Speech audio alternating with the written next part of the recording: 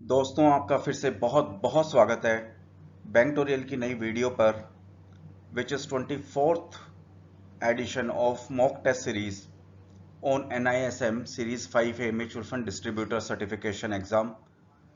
तो लीजिए शुरू करते हैं आज के फर्स्ट क्वेश्चन से। आज का हमारा फर्स्ट क्वेश्चन है, real estate mutual fund is option A beyond means of retail investors, provided benefits of real estate and MF investing, C are popular investment options, are not easy to liquidate. तो देखिए, real estate mutual funds का अगर हम यहाँ पर देखते हैं तो यहाँ पे इसका हमारा आंसर होगा B. Why? Because mutual funds provides the benefit of real estate, कि जैसे जैसे रियल एस्टेट और में जो भी चेंजेस होते हैं, जो उनकी वैल्यू अप्रिशिएट करते हैं, उसी तरह से उनके रिलेटेड म्यूचुअल फंड्स भी अप्रिशिएट करते हैं। और साथ ही में ये बहुत ईजी टू मेंटेन होते हैं because these are in the form of mutual funds investing. Hence our answer is B, provide benefit of real estate as well as mutual funds investing. Then second question is black swan refers to। तो देखिए, इसका हमारे पास options हैं, A probability of large losses, B MF ratings, C kind of offer document, D incentive to distributor. देखिए, इसमें answer is A. Why? हम black swan की डेफिनेशन देखते हैं। Black swan is an unpredictable event that is beyond what is normally expected of a situation and has potential severe consequences. Black swan events are characterized by their extreme rarity, severe impact, and the widespread instances they were obvious in hindsight. जैसे में अगर आप बिल्कुल अभी latest example लेते हैं तो हमारे पास लेटेस्ट एग्जांपल पे जो हम पेंडेमिक, हमारे पास कोविड-19 है, that is again unpredictable event that is beyond normally expected of the situation. तो अब इसमें क्या होता है, देखिए, black swan refers to the probability of large losses. तो हमारे पास इसका आंसर सिंपल आ गया, because we have seen that unpredictable event that can turn into the large losses, hence our answer is A. Our next question is, a 5-star rating in mutual fund schemes indicates that option A lowest expense ratio, B lowest load, C demonstrate superior performance, D best portfolio। तो देखिए, जब भी हम star rating की बात करते हैं तो उसकी परफॉर्मेंस की ही बात होती है। हम अपनी डेली लाइफ में इलेक्ट्रिक अप्लायंसेस को भी देखते हैं, higher the rating and superior is the performance. ऐसे ही हमारे इस केस में भी म्यूचुअल फंड्स में भी 5-star ratings indicates that the demonstrate superior performance, means best in class, but it's always on the past historical performance. Hence, in mutual fund schemes, it is not true that these kind of performance will be repeated and will continue. But in this particular conceptual and theoretical question, what 5-star rating indicates is that indicates the superior performance or best in class performance. Hence, answer is C. Which of the bond carries the least amount of interest risk? A dynamic bond, B GSEC fund, C income fund, D money market fund। देखिए, इसका answer हमारा D money market fund है, because money market fund बहुत ultra और short term debt funds होते हैं। And हमने देखा कि जब भी जितना भी मैच्योरिटी होगा बॉन्ड्स का, जितना higher the tenure higher the risk, lower the tenure lower the risk. तो इसका थोड़ा सा डेफिनेशन देखिए, अगर हम इस डेफिनेशन को करते हैं तो बहुत इजीली एक्सप्लेन हो जाएगा ये हमारा question. The duration of a debt fund is directly linked to the maturity of the bonds in its portfolio. Funds holding long-term maturity bonds have higher duration as compared to the funds that holds mainly short-term securities. And duration is the measure of how such a fund's value fluctuates in response to the changes in market risk. Higher the duration, more the volatility and the fund value, and greater is the interest rate risk. SEBI does not maintain any duration norms for money market fund as it does for the low duration or short term duration funds. But since money market funds invest in money market securities which have a maximum maturity of 1 year, the duration of these funds is always less than a 1 year. That is why money market funds are less volatile and carry low interest rate risk. In terms of interest rate risk, money market funds are positioned slightly below low duration funds.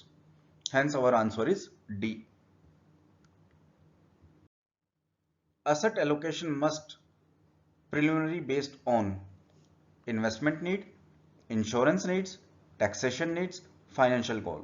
तो देखिए, जब भी हम किसी भी client के लिए, किसी भी इन्वेस्टर के लिए अगर उसके एसेट एलोकेशन करते हैं, तो asset allocation should be according to these financial goal of that investors or the client. Hence our answer is D. Faced with the financial difficulties in a family is likely to do all the except following. देखिए अगर कोई family पर financial difficulty आ जाती है तो family को क्या करना चाहिए एक्सेप्ट दिस. तो हमारे पास आंसर है move to a greater larger house in the better locality. This is not true. If financial difficulties है तो this is not correct. And then economize expenses. तो यस फैमिली को अपने एक्सपेंसेस को इकोनोमाइज करना चाहिए. Wife starts working. Wife starts working because of financial difficulties and they need more money. Husband take additional part time job. तो husband एक higher earning के लिए एक एडिशनल पार्ट टाइम जॉब भी कर सकते हैं. तो what is except following means इसमें क्या एक्सेप्शंस है. Move to a larger house. तो अगर कोई फैमिली फाइनेंशियल डिफिकल्टी से गुजर रही है तो देखिए पॉसिबिलिटी ही नहीं है कि वो एक लार्जर हाउस ले ले और फिर उसमें सेटल हो जाएं और उनके एक्सपेंसेस बढ़ जाएं. Hence answer is A. Pre retirement stage. Option A annual investment amount gets reduced. B. Parent reads towards peak of their earning capacity. Saving of retirement gets minimized. Savings for investment is not required. देखिए pre retirement stage कब होती है. जब भी parents are reaching towards peak of their earning capacity. It means they are about to retire. Hence this is the pre-retirement stage when parents reach towards the peak of their earning capacity. Tier 1 account of new pension scheme is called the pension account. True or false? देखिए answer हमारे पास true है because उसमें हमें पता ही है कि tyre 1 tyre 2 accounts होते हैं. Tyre 1 accounts is a pension retirement account जिसमें 60 इयर्स होने के बाद आप कुछ पोर्शन लमसम ले सकते हैं और बाकी का आपको मैंडेटरी पेंशन लेना होगा. तो उसको हम टायर 1 अकाउंट को हम पेंशन अकाउंट बोलते हैं. टायर 2 अकाउंट्स में पहले प्रोविजन था कि हम कभी भी पैसा डाल सकते हैं और कभी भी निकाल सकते हैं. बट अभी रिसेंटली गवर्नमेंट ने टायर 2 में भी कुछ चेंजेस किए हैं जिसमें उनका जो इन्वेस्टमेंट है 2-3 फॉर्म्स में हो सकता है. जिसको उनको एटीसी के लिए करना है normal.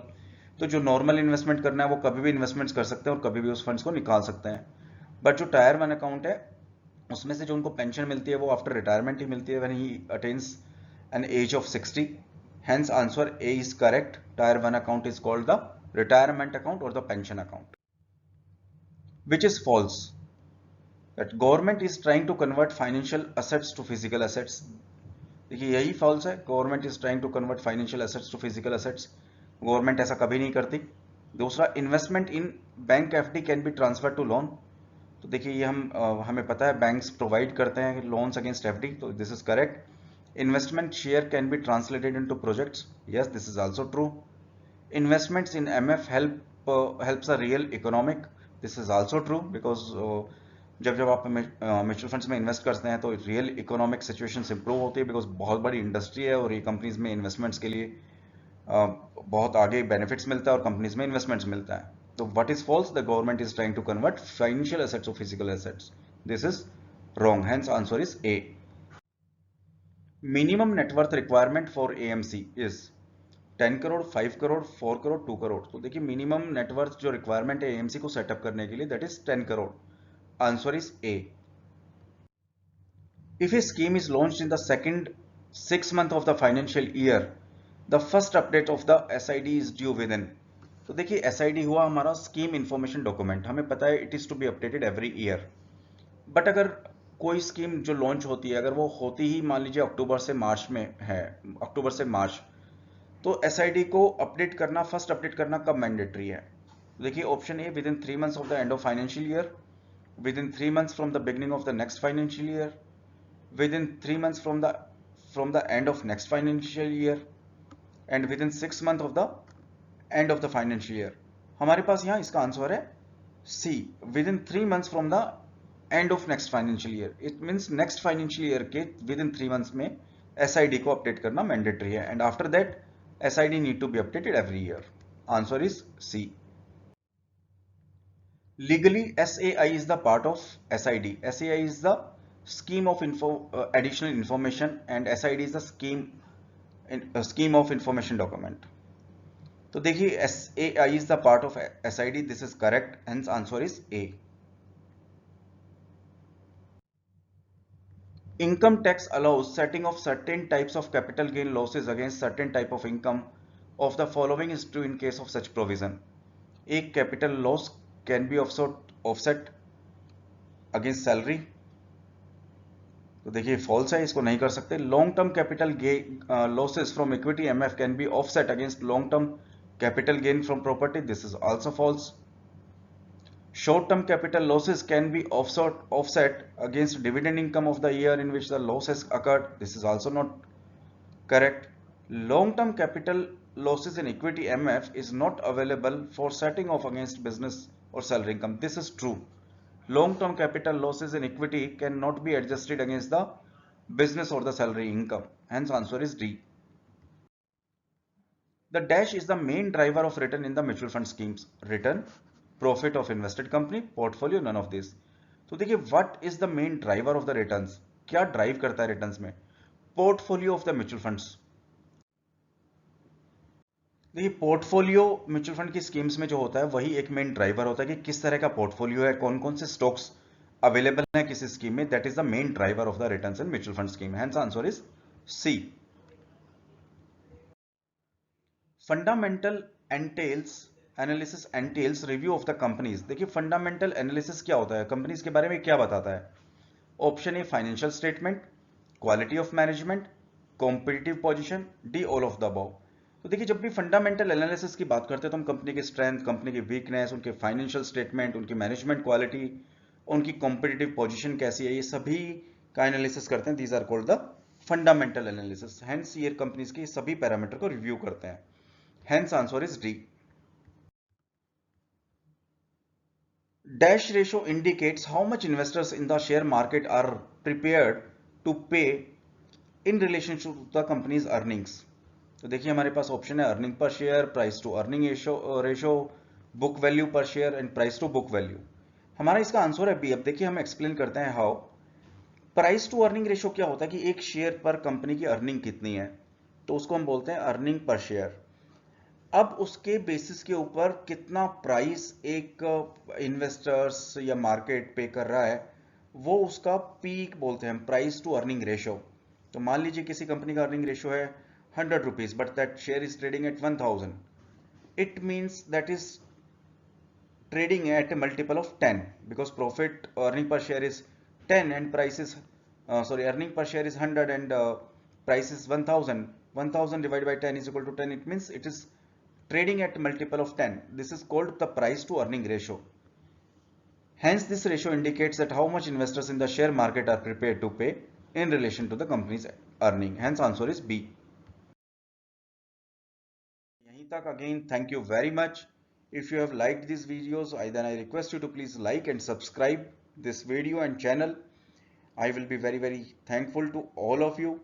Again, thank you very much for watching this video. For today, have a nice day and again, bye bye.